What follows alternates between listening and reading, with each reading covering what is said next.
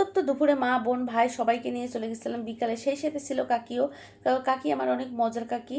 কেননা মজার বললাম কেন জানো, সেই ছোটোবেলা থেকে খুব মজা করতাম কাকির সাথে। এই যে হাসাহাসি মজার দিনগুলো এখন সব স্মৃতি, কি আর করার, এইভাবে হাসি খেলে জীবনটা কাটিয়ে দিচ্ছি।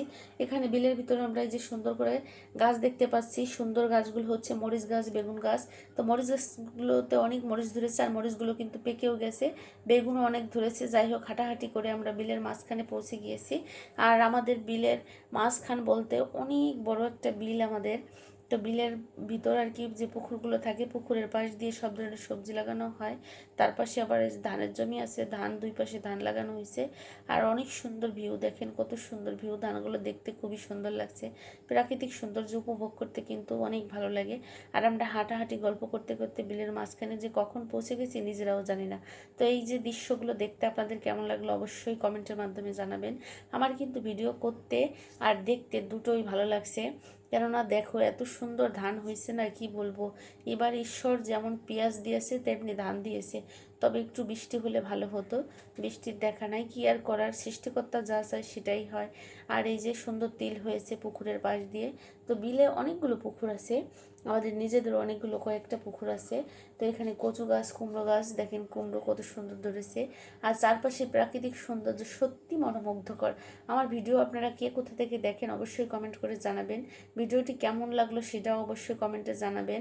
আসলে গ্রাম বাংলায় থেকে সুন্দর ভিডিও উপভোগ করা, সুন্দর দৃশ্য উপভোগ করা অনেক ভাগ্যের ব্যাপার আমি মনে করি।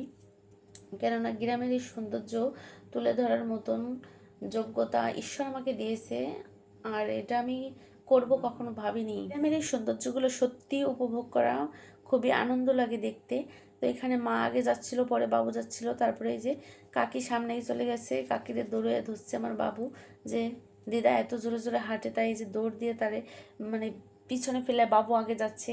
এখানে লড়াই হচ্ছে আর কি, প্রতিযোগিতা হচ্ছে কে কার আগে যাবে। তো আমরা মেথি শাক তোলার জন্য যাচ্ছি। তো আমার বাবু তো দেহে দৌড়ে এক দৌড়ে চলে গেল বাগানের ভিতরে। কি আর করার, এইভাবে দৌড়াদৌড়ি ছোটাছুটি করে আমরা ভিতরে চলে যাচ্ছিলাম।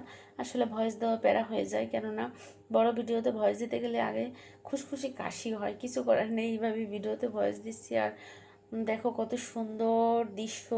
আর কেমন লাগলো আমার ভিডিওটি অবশ্যই কমেন্ট করে জানাবে, কিন্তু জানাতে ভুলবে না। আর এত সুন্দর ধান, তাই আমি মাকে বলতেছিলাম দেখো কত সুন্দর ধান হয়েছে আমাদের এলাকায়। আপনাদের এলাকার ধান কেমন হয়েছে অবশ্যই জানাবেন। আর এইভাবে সুন্দর দিনটি আমরা উপভোগ করলাম। আসলে সুন্দর এই মুহূর্ত উপভোগ করে আমার ভীষণ ভালো লাগলো।